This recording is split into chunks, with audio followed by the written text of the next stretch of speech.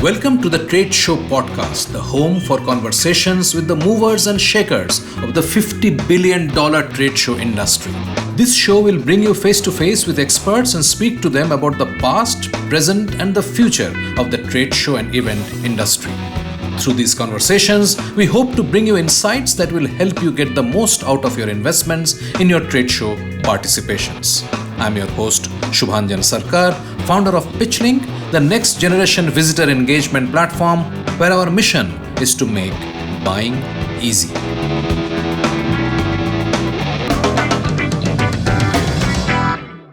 Welcome to this very first episode of the Trade Show Podcast. Today, we have with us Paul Woodward, Chairman of Paul Woodward Advisory, providing advisory services to the B2B media and global events industries. The exhibition industry has utilized quite effectively the basic digital services that sit around the outside and make the processes of running their businesses more efficient in a number of different ways.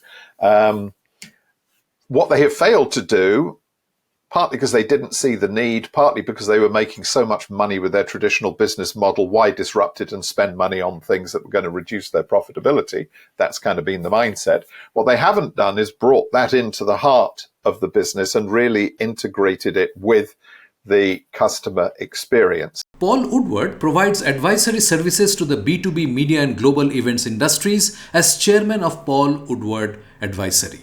Prior to this, he was the managing director of UFI, the Global Association of the Exhibition Industry, from 2010 to 2015. He was responsible for all UFI activities and events as well as for the operations of its offices in Paris, Hong Kong, and Sharjah. Before taking up the UFI role, Paul was based in Hong Kong for 25 years. In 2000, he founded Business Strategies Group Ltd, a business intelligence and strategy consulting firm serving the business media and events industries. BSG established UFI's Asia Pacific office in 2004, and Paul was also UFI's regional manager in Asia. Paul is now BSG's chairman. Originally a business journalist, Paul worked from 1985 until 2000 for the publishing and exhibitions business, which now operates as Informa Markets Asia. He was a director of that business responsible for new business development and strategy across the region. Now, on to this insightful episode with Paul Woodward. Paul, welcome to the show. I'm delighted to see you again so quickly. It was such a wonderful time that we spent chatting in London, and it's just a few days back. So it's good to see you again. Thank you very much. Good to be here. Paul, I think you know possibly as much as one could know about the trade show industry than anybody else in the world. I mean, if I have to name 5 people in the world, you are there. If I have to name the top 3 in the world, you are there. So it's great that we have this opportunity. From your vantage point, I mean, with the amount of data that you have at your disposal, the number of people you know, the number of organizations you have seen across the world, where do you see the industry is today? I think it's at a very interesting moment in that we are moving away now from the recovery phase into really a sort of rebuilding of a new industry. You know, we're firmly into the sort of post-pandemic rebirth of the industry, you might say. Obviously, as we all know, the pandemic was a desperately tough time for the exhibitions industry, as so many other industries, and people were not able to travel, they were not able to meet, and all manner of digital alternatives were tried. And there was much discussion within the events industry, within the marketing world, as to whether this meant the end of face-to-face events, the end of exhibitions, trade fairs, conferences, as we have known them, as all of these marvelous digital alternatives came into being. I don't think we need to spend too long on that, because the it's one of those rare occasions on which people's opinions have been absolutely proven one way or another by what happened once we were all able to meet and get into exhibition and conference halls and get onto aeroplanes again, in that there is a very powerful need and desire for people to get together in person, for all sorts of reasons, and perhaps we can get a little bit into perhaps what some of those reasons are and what the digital world was not able to replicate. And we saw a strong bounce back as soon as the doors were effectively reopened. Events began to come back pretty strongly. Within 12 to 18 months, most of the exhibition companies in most places in the world were talking about being essentially back to where they had been in 2019, before all of the unpleasantness kicked in.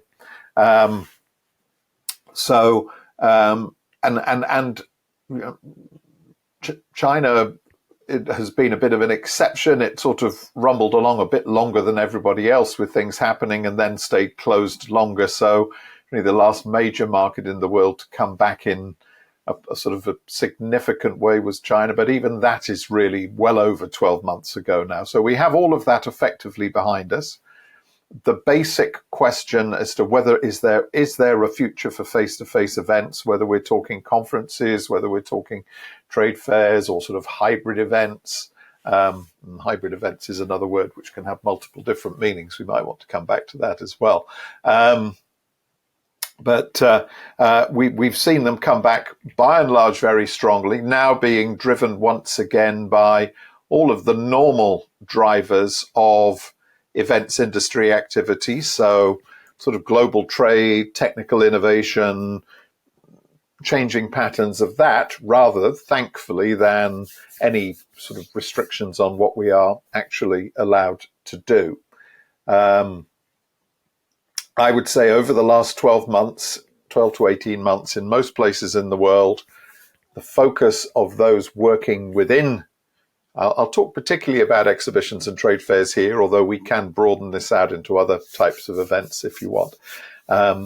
Those running the exhibitions businesses have really been focused on getting their businesses back, building them back up to where they were before, frankly, refilling the bank accounts, which were rather sort of sorely depleted by and large in most places in the world as a result of what happened.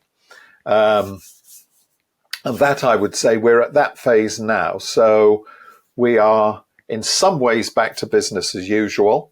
But in other ways, obviously, since the end of 2019 to now, we've seen quite substantial changes in the world of digital services and other things.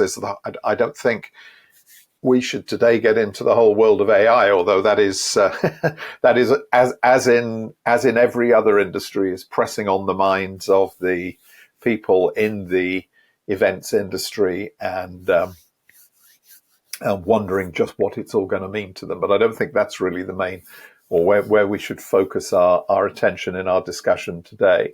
But because so much effort and time and interest was focused on the digital alternatives to trade fairs and conferences during the pandemic, when we couldn't do business in our normal sorts of ways.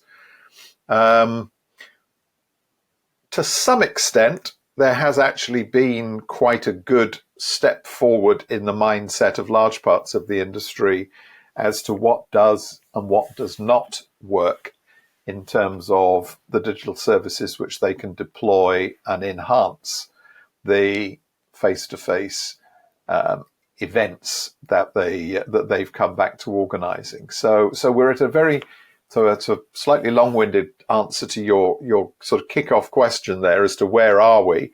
And I would say we're at a very interesting juncture now, because having proven that we're back to business, proven that the basic business model works very well, we are now really at a point where I think we have to move on and have a look at really how is the industry going to evolve and develop over the next 5 to 10 years. So that I think is where we are today. It's very interesting because one of the positive, I would say, fallout was the emergence of hybrid. It does solve a problem of the ability of many more people to join in, at least in the content part of the trade shows and conferences. So that's an interesting development. Uh, but I'm not so sure how the AI component, like pretty much like you, how a very physical thing like a trade show or a conference will get impacted by AI as far as the core of the industry is concerned. So there may be sort of uh, sidebars which will be enabled by AI, but we'll keep it out of today's discussion. Yeah.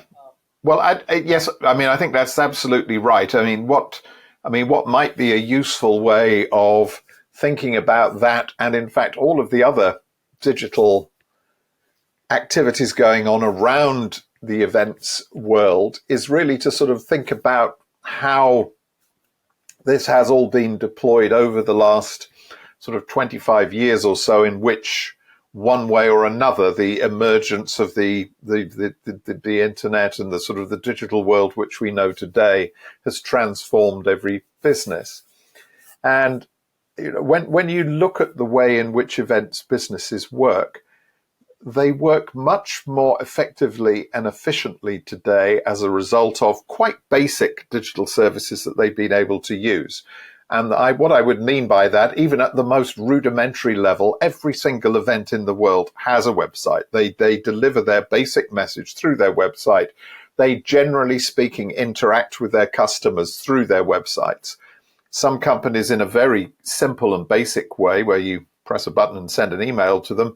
Others in quite sophisticated ways, where you can book exhibition booths, you can choose where you're going to go, you can buy all of your services for the exhibition through a website in ways which are as seamless as booking an airline ticket is these days, for example. But those are rarities, I would say, by and large. But overall, that massively transformed how exhibition companies interact with their customers. I mean, casting minds back sort of I've been in the industry a long time. You can see that from the color of my beard. But when I first started getting involved with exhibitions, after an exhibitor had signed up to become a participant in an event, they would be sent in the mail a great big fat book full of forms that they had to fill in. And if they wanted flowers on their booth, there was one form they had to fill in, literally, and probably in those days, fax it back to somebody.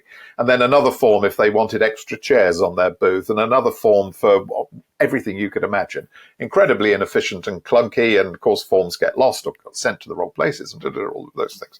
So most of that is, I won't labor the point, but basically the point I'm making is that the exhibition industry has utilized quite effectively the sort of the basic digital services that sit around the outside and make the processes of running their businesses more efficient in a number of different ways. What they have failed to do, partly because they didn't see the need, partly because they were making so much money with their traditional business model, why disrupt it and spend money on things that were going to reduce their profitability? That's kind of been the mindset. What they haven't done is brought that into the heart of the business and really integrated it with the customer experience. And I think this is actually a really, when I said earlier, we're at an interesting juncture as to where the business goes. This really is at the heart of it now. Everybody, to some extent, has deployed the basic services on the periphery that make their shows run more efficiently. That's fine. Nothing terribly exciting or interesting in that.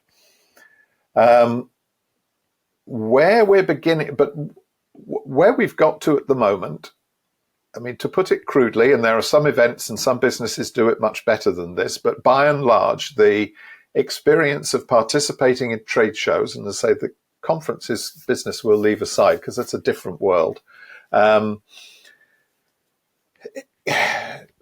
until the point at which I, as a potential buyer, as a visitor to your event, arrive at the hall, you have a fair amount of information and understanding of what I do.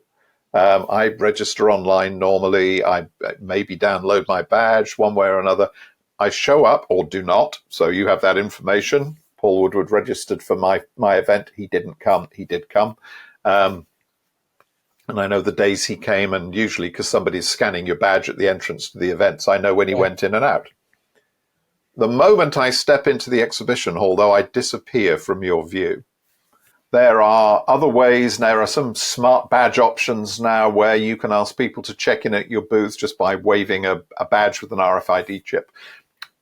These technologies exist. Some of them are being used.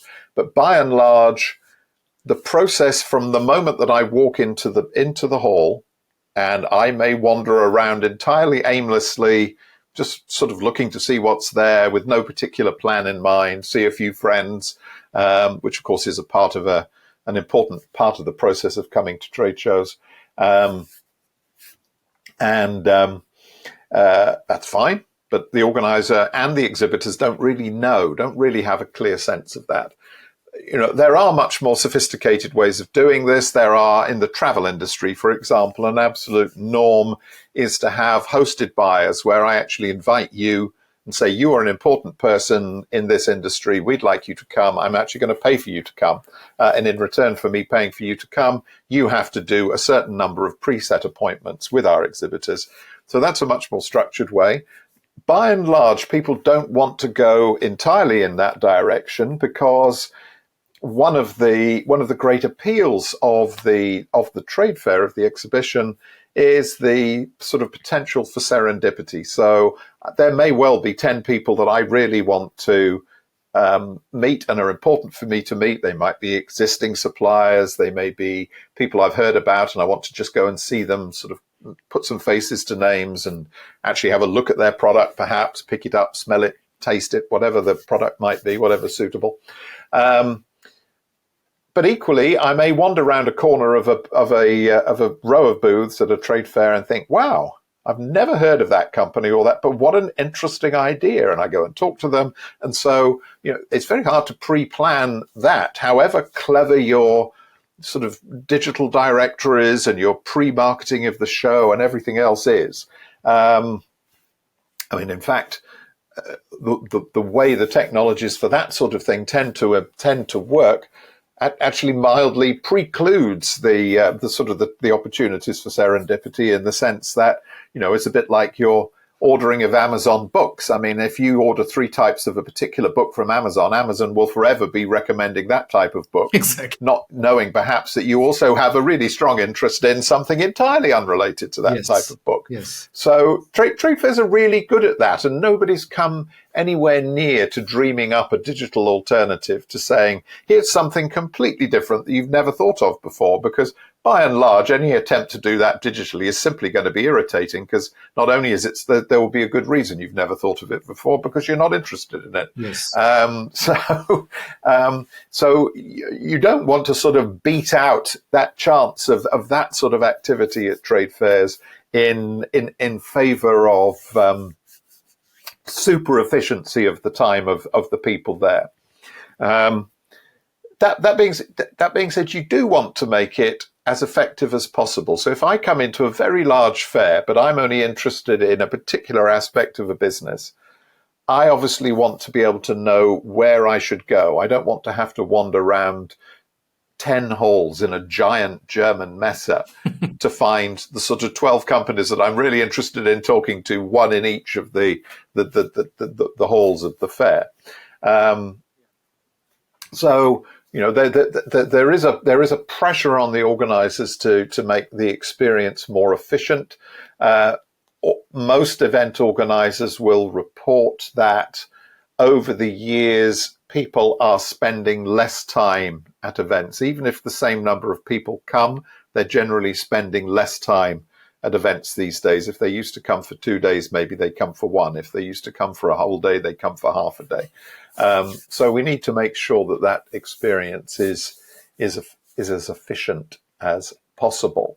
But equally, there are clearly some really big opportunities, to come back to this point I made earlier about the exhibition hall essentially becoming a black box for the organizers and the exhibitors. Once I walk into it, they don't know what I do. I may, as I have done at 1 or 2 events myself, sit in a corner of a coffee shop meeting a number of people and never visiting any exhibitors at all. Right. Which would be very irritating for the exhibitors, but was perfectly legitimate business activity for me.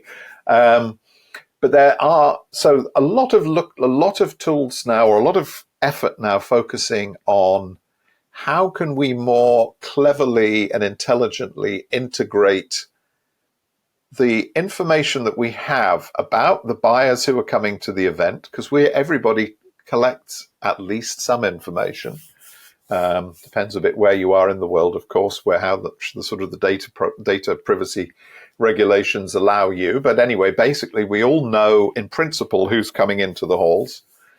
We know quite a lot about our exhibitors. And so we have exhibition organizers have pretty rich databases of information, which they've only deployed in a very basic way so far. And an awful lot of effort. And the biggest companies in the industry, I would say, have made quite good progress with that, because it gives them opportunities both to integrate the digital services and digital activities with the face-to-face activity at the event. So you begin to sort of close or throw light into the black box, shall we say, perhaps, in terms of what's actually going on in the hall. It also, of course, gives you opportunities to get into the 365 days interaction with your customers. I mean, one of the challenges for the trade fair business, obviously, is that you only actually are in the same room seeing your customer, providing your customer, your paying customer, which is by and large the exhibitor. You're only seeing them and interacting with them and providing them with the service for 4 or perhaps 5 days a year, if they only come to one of your events. If you're lucky enough to have a suite of events in different places, you may be able to take that exhibitor by the hand and lead them around a variety of events that suit them in different places in the world. And that's one of the rationales for the bigger companies expanding their global footprints. Right. If you have one jewelry fair that's really successful, that's fantastic. If you have 20 jewelry fairs and you can go to your biggest exhibitors and say, shall we do a deal for all 20 fairs in 20 different places in the world? One contract, one experience, one set of interactions, one salesperson rather than 20. That's very attractive. But by and large, the basic story is we deal with our paying customers once a year for a few days. And for many, many years, I think I've been going to exhibition industry conferences for 25 or 30 years. And I think for that entire time, there's been some discussion as to how can we extend our relationship with the customers to the whole year, to 365 days a year instead of 5. And those tools, that is a much more realistic and possible story now than it used to be, because of the tools that are available to us. So there are two parts to this discussion. A lot of what you just told is focused on the exhibition organizers and what they can do. There is also the exhibitors themselves, who have their own challenges and own technology requirements. Perhaps a similar outcome, in the sense that they also want to stay engaged with their customers. What do you see happening there? What are the exhibitors actually saying? See, we should not make no mistake that all this discussion about intent and first party intent that we talk about in the digital space today was what was the trade fair business all about. Trade fairs were first party intent. If I'm interested in something, I come there and I show my intent, right? So this was way back. I mean, what we are trying to sort of do with tools like Zoom Info and Sixth Sense and Clearbit and so on and so forth in the digital space is what trade show was already doing in terms of showing intent. In that scenario, what kind of challenges or technology requirements or demands or changes do you see? I mean, I know I'm sort of clubbing a lot of things together, but what's your sense of what's happening with the exhibitor side? And then I'll come back. I have a different question related to what you just told. Well, I think one of the challenges of answering that question, of course, is that under the the very wide umbrella of the phrase exhibitor, you have many different types of company and many different types of reasons for exhibiting. If you were to take two possible extremes in terms of the types of trade fairs to start with, at one extreme, you might say you have something like the classic gift fair, and you see these all over the world, where the exhibitors are primarily small to medium-sized manufacturers, and the buyers are typically either local retailers, if it's a national level show, or if it's an international show, such as the ones maybe that take place in Hong Kong or Guangzhou or a few other places in the world. These may be trading companies who are going themselves to sell on to small retailers in various places. This is a very simple transactional exercise. Your goal in going to the exhibition as a buyer is my customer, either my shop or my customers need 20 new, different, interesting, exciting items that are going to be something different that somebody didn't buy last year, so I've got something new in my shop. And I walk around the trade fair and I say, yeah, I quite like that idea. Send me some samples, very simple interaction. And if I like them and I can sell them, then we'll buy a container load from you. Yeah. Very simple transactional business. At the other extreme, shall we say something like an air show? The Dubai Air Show, Farnborough, Singapore Air Show, Paris Air Show, those ones, where you get a mix of commercial and military aviation manufacturers. Nobody really expects the chief executive of an airline to walk up to the Boeing stand, kick a tire on the 787 and say, I'd never thought of this before, but I think I'm going to buy 20 of those. It's just not how it works. These are marketing events. You can sort of wine and dine the generals of the Air Force. You use them as PR opportunities. You get the TV stations to watch the flybys of your latest wonderful aircraft, whatever they are. There's more sort of nitty-gritty trade fair type and regular trade fair activity goes on in the background as you get into parts suppliers and other things. But by and large, nobody shows up at those events expecting to come back with an order book. And at some of the simple gift fairs, they actually do sit on their booth with a little notebook like this that they fill up with. Paul came to my stand and three other people came to my stand and they've asked for this, and that's great. That's very easy to measure in some respects. And if your fair's successful, it's quite easy for an exhibitor to know that they had a good event. Much harder when you're at these where the objectives of being somewhere are much softer marketing, brand building, relationship building goals. Interestingly, though, actually, probably the larger corporate exhibitors at those bigger events, even if their objectives for being there are somewhat softer than filling up a notebook with names of people who've come and asked for samples, probably have a more sophisticated approach to what they're doing.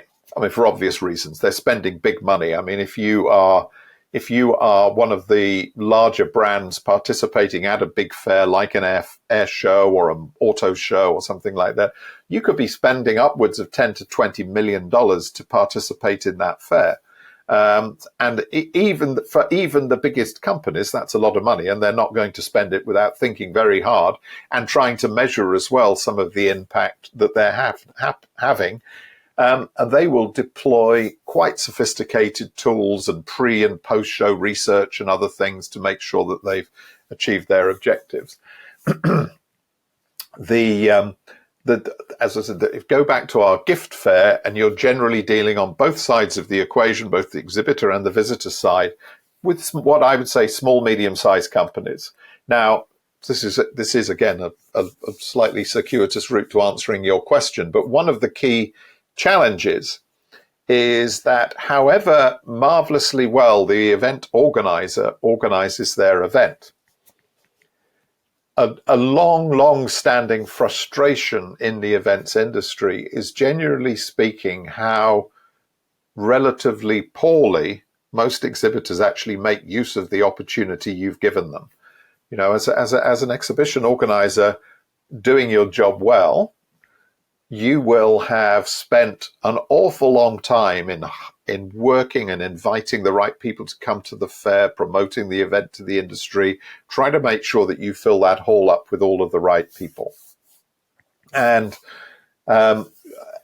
again, putting it at a very basic level, I haven't seen this number updated for a while, but I would be surprised if it's changed dramatically. There's been regular research which suggests that 70 to 80% of exhibiting companies participating in trade shows do not follow up the leads that they receive at trade shows. My own personal experience would suggest that to be true. I think I may have shared this story with you when we met in London, that several years ago, I was interested in buying a boat.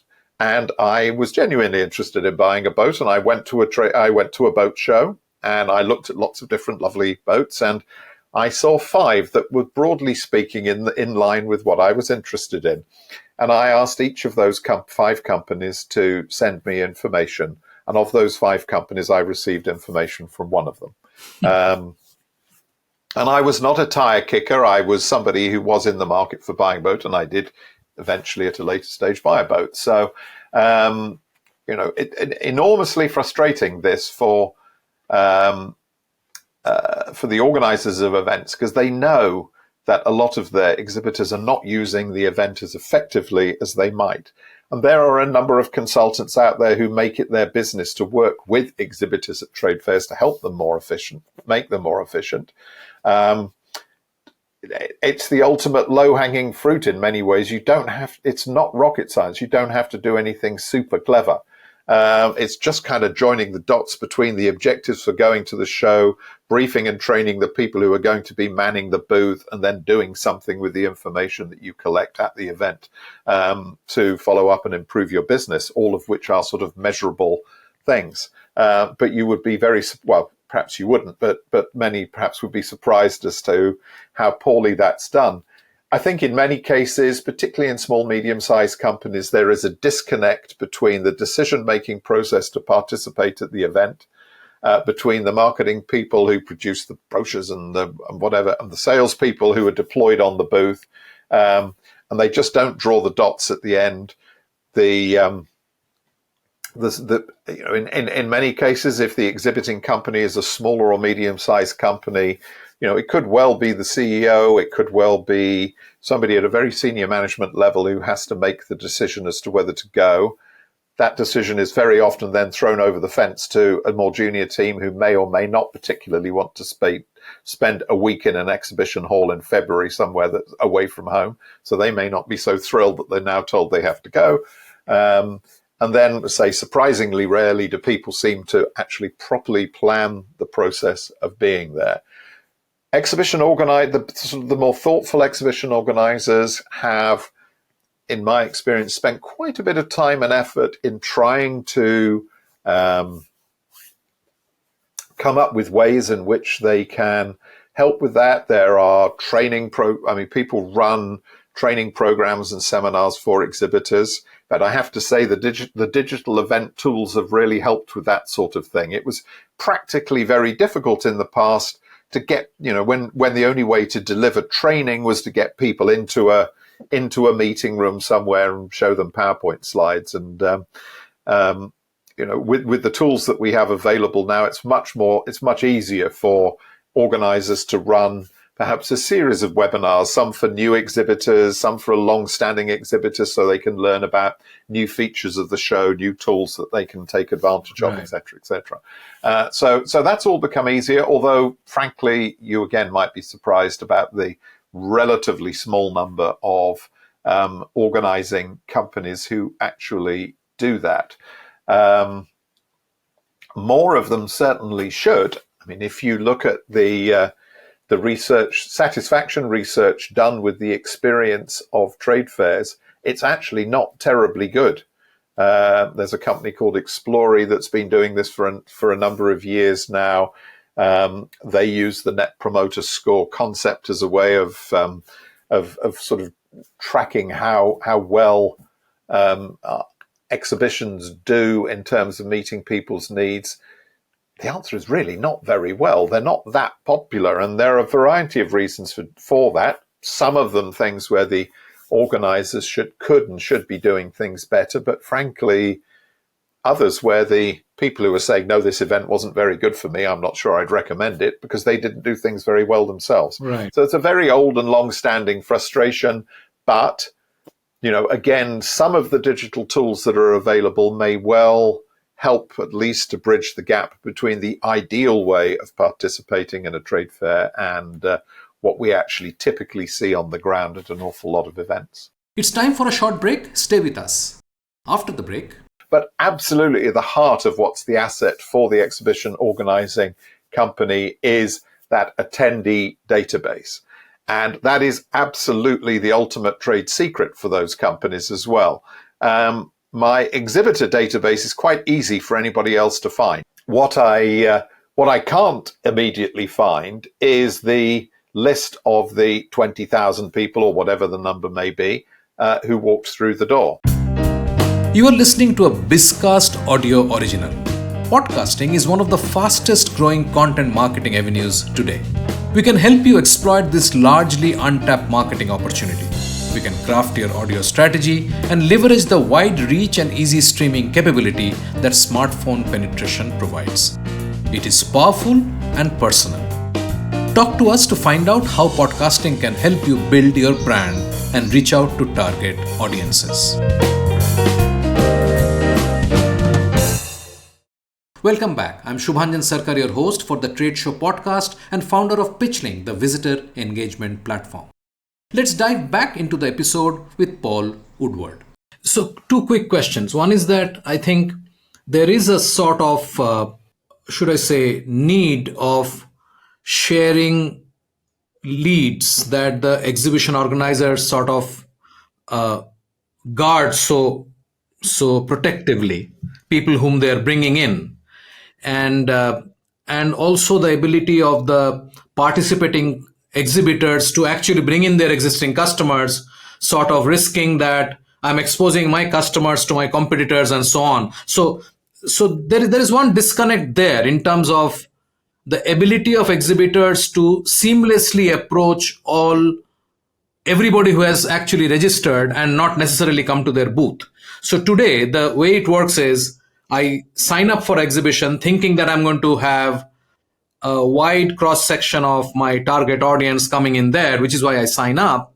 I'm also inviting my existing customers and partners to come in and talk to me because that's my socializing, marketing, brand reinforcement kind of thing. But I do not get enough access to database.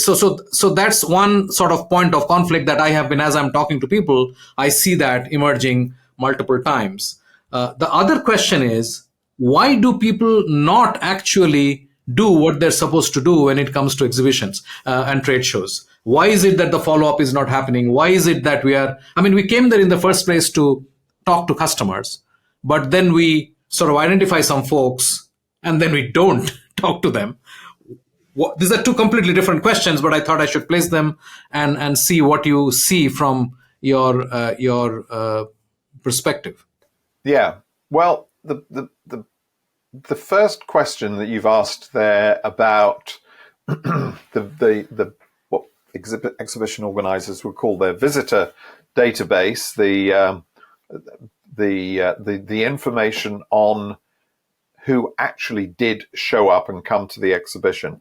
I would say one of the reasons that is not widely shared and made immediately accessible to the whole database is that frankly is the key asset of any exhibition organizing business. They have two assets, arguably three assets really, that actually, there's a very, as you're probably aware, there's a very active M&A activity among exhibition organizers and private equity companies buying in. So there's clearly a substantial value assigned to exhibition businesses, partly because they tend to generate extremely healthy profit margins. But underlying those profit margins are three assets, really. One is the brand of the events that they organize. If you are the Paris Air Show, everybody in the world knows that event. That is the top brand for the industry. So that's asset number one. Asset number 2 is the dates that they control in key venues. If you are the organizer of a jewelry fair in Hong Kong in September, then the venues in Hong Kong, or the venue that you use, is by normal practice of the industry not allowed to offer any other organizer an event of a similar theme before or after your event. So you control, if the jewelry industry is used to coming to Hong Kong every year in September, and you have that dates, you also, by industry practice, have the right of first refusal. It's quite a valuable tool because as people who try to market new venues discover, exhibition organizers leave a particular location at their peril, basically because, much as we all like to think, I am Paul Woodward Exhibitions Limited and everybody absolutely adores Paul Woodward Exhibitions events. The truth of the matter is most people in an industry are used to coming to Hong Kong in September to a jewelry fair, and they may not even know that the exhibition is organized by Paul Woodward Exhibitions. And if next year it's organized by somebody else, as long as it's properly done, they won't really care all that much. They'll still come to Hong Kong in September. So those dates are a critical asset, but absolutely at the heart of what's the asset for the exhibition organizing company is that attendee database. And that is absolutely the ultimate trade secret for those companies as well. My exhibitor database is quite easy for anybody else to find. If I'm your competitor, if I want to organize a similar jewelry fair somewhere else, I can go online. Everybody publishes, because it's what you need to attract me to come to the fair. Everybody publishes their list of exhibitors. They're very proud of their list of exhibitors. We have the 700 companies in this industry. They'll all be there, and this is who's going to be there. So if I'm a competing organizer, it's very easy for me to find out the 700 companies that I should be targeting and knocking on their door and say, hey, why don't you come to my show instead? It's better than that other one. It has purple instead of a red logo. Isn't it lovely? But what I can't immediately find is the list of the 20,000 people, or whatever the number may be, who walked through the door. So I'm not going to publish that list. I'm not going to make it available. And my basic answer to the exhibitor is going to be, you need to do whatever you need to do at the event to make sure that of those 20,000 people, as many as possible come to your booth and interact with you. And what the exhibition organizer will say, one great way of doing that is take a bigger booth, because then people will notice you. But of course, you have to pay me more money. Now, that being said, quite clearly, you're right. There are, particularly for large trade fairs, it's almost physically impossible for a lot of the visitors to get around all of the booths. And there are companies looking at, they're highly unlikely to give you access to their list, but what they may well do is offer services, pretty typically now digitally deployed in some way or another, which allows you, particularly if you have used some of the technologies which are now often available at the more sophisticated trade shows, where you can quickly gather information on who has come to your booth, whether it's a smart badge, whether it's an old-fashioned barcode reader. I mean, those have been around for 25, 30 years, the barcode readers. So, I mean, you will have good information on who did come to your booth. If, let's say, whether it's the smart badge technology, whether it's the barcode readers, whatever it is, you should walk away, ideally at the end of every single day that the exhibition's taking place, with a list of the people who came to the booth, drawn from the organizer's database with all of the basic information on those people. The interesting question that you alluded to, of course, there though, really is, what about all those who didn't come to the booth, and how can I attract those? There is a commercial discussion to go on there with the organizers. The second question you asked was the more frustrating one. I mean, how can we encourage the exhibiting companies to be more efficient in the way that they participate in the fairs? And that is tough. We do see organizers who are proactive about this and actually take this as part of the process. They, if they want to improve the satisfaction of the companies that participate, then they need to do something about this. So they need to offer services, they need to offer support, they need to offer assistance to their exhibiting companies. Why does it happen? I think, as I mentioned earlier, I think there is just a disconnect with the processes within the organizations that exhibit, between the marketing and sales teams and between the senior management, who are often the people who make the decision to go. Relatively, it's a relatively small number of large corporations that really have a dedicated event marketing team. Some do. And they may well have, so that a very senior member of the marketing team of a large company may be dedicated to the marketing, to the event marketing process. So this would be sort of best practice, but it only really works in a very large company that's participating in a lot of events. They would make sure that the event marketing activity aligns with the overall marketing activity of the company. And again, it seems extraordinarily basic that should be the case, but in many cases, frankly, isn't.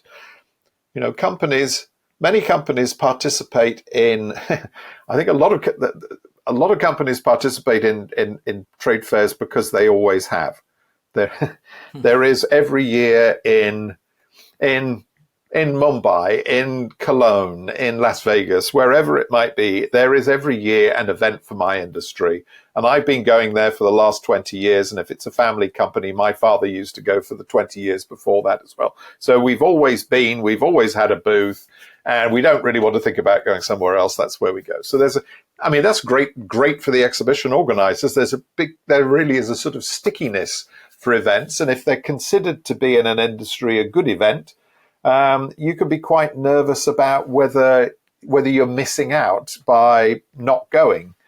You mentioned earlier one of the challenges in the decision-making process of who you invite to come to an event is that all your competitors will be there. So if I invite one of my best customers, he or she is then going to wander around the exhibition hall and be exposed to all of the marvelous things that my competitors are doing. I'm not sure I like that. But if you're not there at all, I think that the answer to that question, which you asked, of course, is that you may invite those people to come to the fair. They may happily take the invitation that you send them, but they probably would come anyway. So is the answer, do I not? I mean, so they would, if you've sent them an invitation or you've specifically said, please do come and see us at the booth. We've got some really interesting things to show you this year, the new whatever it is that our company makes or does. You've got a decent chance they will at least come and see you. If you're not there, you've got a 100% chance that they won't come and see you. So there is quite a big fear of missing out when it comes to the more successful trade fairs. So people will sign up often for that reason. But then whether they, as I said earlier, whether they join all of the dots for their participation effectively is a whole other issue. True. To wrap up this conversation today, Paul, how do you think a proper ROI estimation can be made from the point of view of the exhibitor? Because end of the day, exhibitions sort of talk of how many visitors came in and how many booths were there and how much time was spent and how big the conference was and what was the lineup of speakers and so on, to show that the show is great. But from the exhibitor's point of view, what do you think people are looking at when they're looking at ROI? I understand the two extremes, like the gift fair where they're actually looking at the order book, and the air show where it's more about whom you could smooth with and or the marketing, brand building, presence bit. But when you look at the bulk of the B2B, business to business, primarily business to business trade shows, what do you think are exhibitors looking at from the ROI perspective? I mean, that's a very good question, and probably worthy of a podcast in its own right. But and is is a topic of a good deal of discussion. And you're absolutely right. From the simplest, in a few instances, there are very simple answers to that question. I mean, I alluded earlier to a September jewelry fair in Hong Kong. That is the simplest of all of them. There are no sales taxes or customs duties in Hong Kong. An exhibitor going to the jewelry fair in Hong Kong in September can sell stuff from the booth.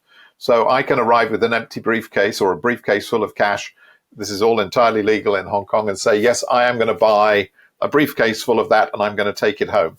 And at the most basic level, the exhibitor says, yes, I spent $20,000 on my presence at this exhibition and I walked away with $100,000. Result, very good. Sadly, both for the exhibitors and for the event organizers, it's rarely that simple. As you rightly alluded to there, the exhibition organizers tend to have a fairly crude approach to telling people how marvelous their fairs were, and it's usually a bulk number, which very frequently is not true, of the number of people who came to the booth. And they'll sort of walk up, the sales process in many cases is a very old-fashioned one. They'll walk up to you, sling an arm around the shoulder and say, 50,000 people, that's 10% more than last year, isn't that marvelous? Where perfectly well, even if you had the most successful event that there possibly was, your team on the exhibition booth could not possibly have spoken to 50,000 people. So it's neither here nor there, really. I mean, the question is, were they the right people, and did we see the right people? I mean, I'm not sure I have a good answer to that question, although it's something probably worth scratching away at a later stage in terms of. Sure. I mean, sure, we should. It is a topic which gets a lot of discussion. I don't think anybody has quite the right answers to it. Numbers of leads is a very sort of crude metric that may or may, and again, I mean, you may well have seen it, and your viewers may well have seen this, where it shows a company has employed a bunch of attractive young people who keep leaping out into the aisle, either giving people a giveaway or just leaping into the aisle and scanning badges because they're somehow being incentivized to collect as many names as they can. I mean, very nice. I mean, you walk away with 2,000 new names to put into your database, but whether those people have any interest in your product, who knows? So purely numbers of leads maybe is a bit too crude. Some of the smart badge systems work quite well in the basis that only people who walk onto your booth and sort of say, yes, please send me more information, and you say, well, just scan your badge there, and that will automatically generate information to come to you. That works pretty well because by walking onto a booth asking for information, I've automatically qualified myself as a potentially serious customer. I think it was a point that you alluded to earlier. How do you identify somebody with any level of genuine intent to actually do business, rather than somebody who just likes coming to the show and seeing their friends and actually would never spend a penny on any of the stuff that's on the booths. So there are ways of fine tuning that so that you are looking at people who have specifically requested information or specifically expressed an interest in your product rather than just wandered by. There are all sorts of efforts and ways to try to measure the impact of the event over a longer period of time. I mean, as we've said, very, very few cases are you going to walk away with 20 new sales that happened at the fair. And but if your objective in going to the fair, and I guess actually that's one of the questions that has to be asked, which often is not, why are you here? What's the specific object? Not because the managing director told me to come, but what are your company's objectives for being at this event? And if, for example, your objective is, we would like to see a substantial uptick in our business in Malaysia in the next 12 to 24 months. Maybe you have to wait 12 to 24 months to see if indeed your business in Malaysia has picked up. Although, of course, you get into complications there. It's quite hard to if a corporate objective is build up our business in Malaysia, you're probably also deploying more salespeople. You're probably directing some digital marketing in Bahasa Malay into the market. You're doing those sorts of things. So quite hard to tease out then whether the fact that your sales team was standing on an exhibition booth for a week was the reason for the fact that your sales have increased by 30% in Malaysia this year. So it's a complicated question, but an important one. And there are large companies, and some of the bigger companies work with event marketing agencies, sort of the equivalent of advertising agencies, but which are focused entirely on events. Those companies tend to have developed quite sophisticated toolboxes of ways of measuring the investment in cash, the investment in time. Investment in time is not an insignificant issue. You are normally, both as an exhibitor and a visitor, taking a part of your sales team, your marketing team, whoever it is coming to the event, out of the office, out of the work from home, out of wherever they do their normal daily business, their normal interactions with your customers. You've taken them out of that probably for a week. By the time they've got there, they've stood on the booth for 3 or 4 days and they've gone back home again. So that's not an insignificant investment in time of your staff. So people are looking at measuring the money they spend, the time they invest, and trying to come up with, and to say the event marketing agencies, and that might be an interesting avenue for you to explore in terms of the most sophisticated end of the companies, talking to those sort of event marketing agencies about how they're doing that measurement and the sort of tools they're deploying. Because there are tools. The truth is 90% of exhibiting companies are not using them, but there are tools and there are ways of doing that. PitchLink makes buying easy by enabling high-quality engagement between buyers and sellers. Through its presentation and discussion modules, sellers create customized sales narratives using sales collaterals and personal videos and reach out to prospects through a non-intrusive, buyer-qualified engagement process. PitchLink requires no installation or download, contains and manages the entire repository of sales collaterals and buyer-seller conversations. Talk to us to know more about how you can engage with customers without interruption. Connect with us on LinkedIn or visit tradeshowengage.com. That is tradeshowengage.com. Wonderful. And as you suggested, I would come back to you on the trade show ROI bit and do a more in-depth discussion about the tools that are being deployed and ways to measure trade show ROI, because I think that's critical, because I think on that, in the kind of economic environment we are in, it is critical that we talk of ROI openly and try to figure out ways to measure that so that it justifies what it can do, and it can do Absolutely. a lot, like we both Absolutely. know. Paul, thank you so much for joining, and I am delighted that we started this show with you, and we'll be in touch and talk again soon. Very good. Thank you very much. Very nice to see you. We have a fantastic lineup over the next couple of episodes featuring great conversations on engaging your booth visitors and maximizing your ROI from your trade show investments. Subscribe in your favorite podcast app so you do not miss a single episode. Thanks for listening.